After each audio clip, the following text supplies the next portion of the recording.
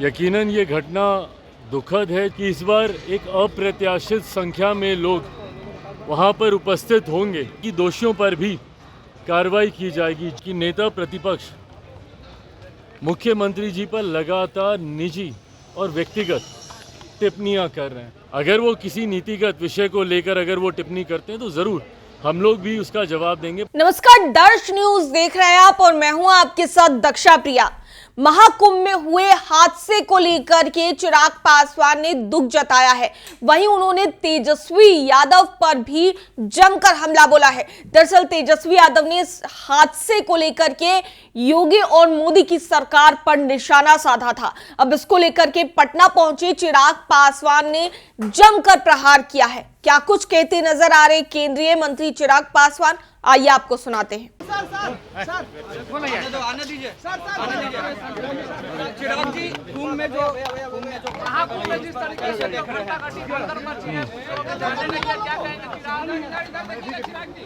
देखिए, ये यकीनन एक दुखद घटना है। जिस तरीके से आज मौनी अमावस्या के दिन कुंभ में कई श्रद्धालुओं को भगदड़ के चलते अपनी जान गंवानी पड़ी, इसके लिए न सिर्फ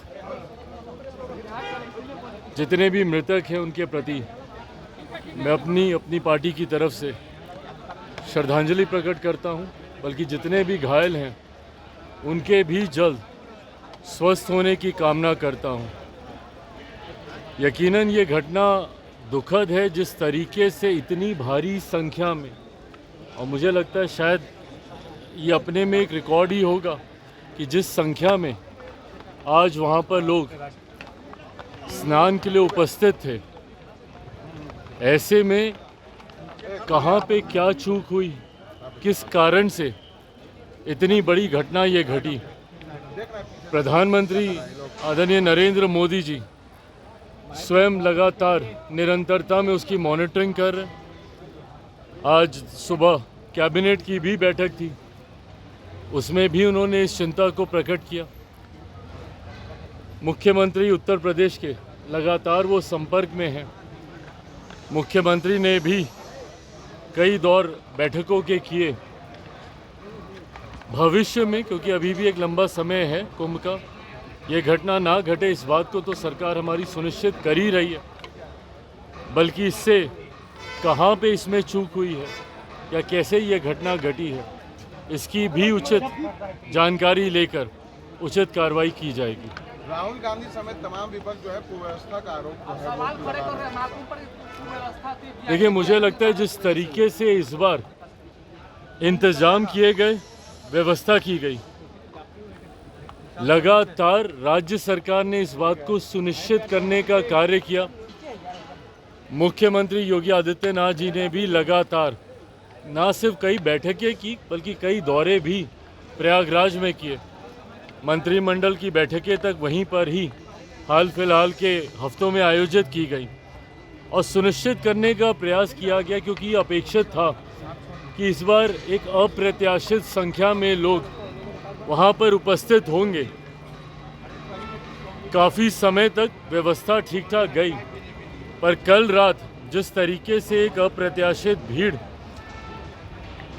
प्रयागराज कुंभ में पहुंची वहाँ पर, अब ये ज़रूर, जैसा मैंने कहा कि ये जांच का विषय है कि कहाँ पे क्या व्यवस्था में कमी रही, उसको तो ज़रूर ठीक किया ही जाएगा, बल्कि दोषियों पर भी कार्रवाई की जाएगी। जो लोग इसमें राजनीति कर रहे हैं उनसे मैं ये आग्रह ज़रूर करूँगा कि ये राजनीति करने का कतई समय नहीं है। ये लोगों की आस्था से जुड़ा हुआ विषय है। श्रद्धालुओं ने जो वहाँ पर आए, जिन्होंने अपनी जान इसमें गंवाई, उनके प्रति संवेदना रखने का ये समय है। जो लोग व्यवस्था पर सवाल उठा रहे हैं, अगर उनके पास इसकी कोई सटीक जानकारी है तो ज़रूर सरकार के समक्ष रखें। पर मुझे लगता है कि इस बार जितनी संभव व्यवस्था का प्रयास सरकार के द्वारा किया गया, उसमें सरकार ने इस बात को सुनिश्चित करने का कार्य किया कि कहीं कोई लापरवाही, कोई चूक नहीं हो। उसके बाद भी अगर ऐसी घटना घटी है तो सरकार पूरी जिम्मेदारी से इसकी जांच करवाकर दोषियों पर कार्रवाई जरूर करेगी। तेजस्वी यादव लगातार मुख्यमंत्री नीतीश कुमार के ऊपर हमलावर है, कह रहे थक गए हैं, जो अधिकारी है वो सुन नहीं रहे हैं, अपराधी घटना लगातार बढ़ रहे हैं। देखिए, दिक्कत ये है कि नेता प्रतिपक्ष मुख्यमंत्री जी पर लगातार निजी और व्यक्तिगत टिप्पणियां कर रहे हैं। उनको लेकर, उनके स्वास्थ्य को लेकर, थक गए हैं, उम्र हो गई है, इस तरीके की बातें, जिसका मैं कतई कभी भी पक्षधर मैं नहीं रहा हूँ। आप नीति पर आप आरोप कीजिए, सरकार की कार्यशैली पर आपको आरोप लगाने हैं, ये वो राजनीतिक विषय हैं जिसके ऊपर हम लोग भी अपनी बातों को खुलकर रखने का काम करेंगे। नेता प्रतिपक्ष का पद एक जिम्मेदारी भरा पद होता है। ऐसे में उनसे अपेक्षा ये नहीं की जाती कि वो इस तरीके के व्यक्तिगत आरोप प्रत्यारोप मुख्यमंत्री जी और उनके पद पर या उनके व्यक्तित्व पर वो करें। अगर वो किसी नीतिगत विषय को लेकर अगर वो टिप्पणी करते हैं तो ज़रूर हम लोग भी उसका जवाब देंगे, पर इस तरीके के आरोप, चुनावी वर्ष है, जनता भी देख रही है। ये वही मुख्यमंत्री हैं जिनका समय समय पर आपने साथ लेना अपने राजनीतिक लाभ के लिए आपने ज़रूरी समझा, और आज उन्हीं पर क्योंकि वो आपके दूसरे गठबंधन के, आपके सामने वाले गठबंधन को अपनी उपस्थिति से मजबूती देने का कार्य करा। और ये बात नेता प्रतिपक्ष भी अच्छी तरीके से जानते हैं कि आज एनडीए गठबंधन एक विनिंग कॉम्बिनेशन के साथ आगे बढ़ने का काम कर रहा है। उपचुनाव में हम लोगों ने इस बात को प्रमाणित भी करके दिखाया। उपचुनाव में जहां एनडीए के तमाम प्रत्याशियों का 100% स्ट्राइक रेट रहा, इस बात की घबराहट यकीनन विपक्ष में है। अब कितने महीने रह गए हैं, दिल्ली में अभी चुनाव समाप्त हो जाएगा 10 दिन के भीतर। उसके बाद पूरा ध्यान सबका केंद्रित रहेगा बिहार के चुनाव को लेकर। और बिहार के चुनाव में जिस गठबंधन के साथ एनडीए आगे बढ़ रहा है, पांचों दल का गठबंधन, ये एक तरफा हमारे गठबंधन को जीत दिलाने के लिए एक मजबूत कॉम्बिनेशन है। मैं मानता हूँ इस कॉम्बिनेशन के साथ हम लोग 2025 विधानसभा चुनाव में 225 से ज़्यादा सीटें जीतकर एक ऐतिहासिक जीत एनडीए दर्ज कराएगा। और जिस कोऑर्डिनेशन के साथ हम लोग आगे बढ़ रहे हैं, ये आप सबके संज्ञान में है कि तमाम दलों के प्रदेश अध्यक्ष एक एक कर अलग अलग जिलों में कार्यकर्ता सम्मेलन ऑर्गेनाइज करने का काम कर रहे हैं। हमारे प्रदेश अध्यक्ष राजू तिवारी जी यहाँ पर मौजूद हैं।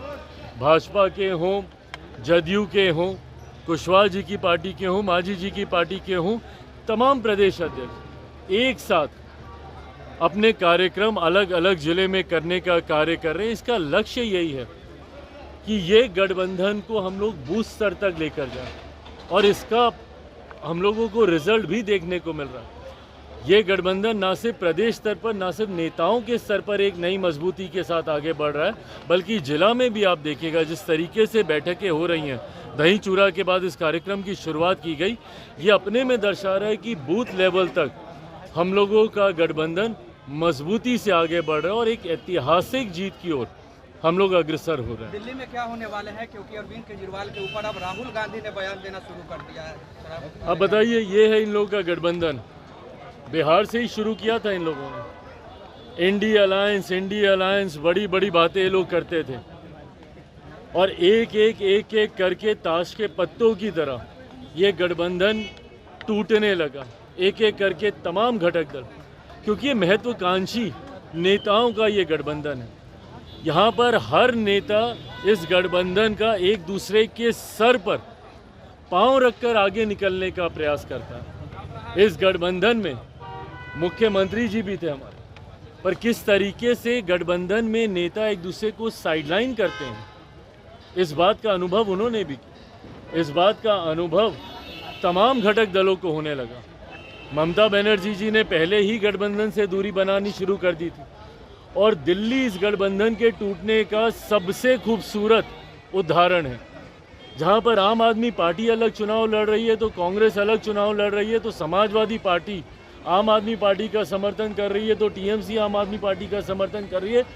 दो गुटों में बटा हुआ ये गठबंधन दिल्ली में दिखाई दे रहा है, जहाँ पे कांग्रेस का कौन समर्थन कर रहा है भगवान जाने, पर कुछ दल ज़रूर आम आदमी पार्टी का समर्थन कर रहे हैं। ऐसे में जब इस गठबंधन में इतनी दरारें अभी से देखने को मिल रही हैं, आने वाले दिनों में आप देखिएगा, और ये उदाहरण के साथ अब प्रमाणित भी हो रहा है, जिन जिन राज्यों में 2024 लोकसभा चुनाव के बाद इंडी अलायंस और उनके दलों के बीच एक उत्साह का माहौल था कि अब हम लोगों की वापसी होगी, अब विपक्ष हावी होगा और धीरे धीरे मोदी सरकार कमज़ोर होती जा रही है। महाराष्ट्र में ये तमाम दल उत्साहित थे, परिणाम विधानसभा के चुनाव में देखने को मिल गए, जहां महाराष्ट्र लोकसभा में जो विपक्षी दलों का गठबंधन था, जिसमें उद्धव ठाकरे जी की पार्टी, कांग्रेस और शरद पवार जी की पार्टी, ये तमाम लोग थे, देखने को मिल गया क्या हुआ विधानसभा के चुनाव में। हरियाणा में जहां कांग्रेस सोच रही थी कि इस बार एक ऐतिहासिक जीत, 60-70 सीटों तक ये लोग सोच रहे थे कि ये लोग जाएंगे, क्या हाल हुआ हरियाणा में।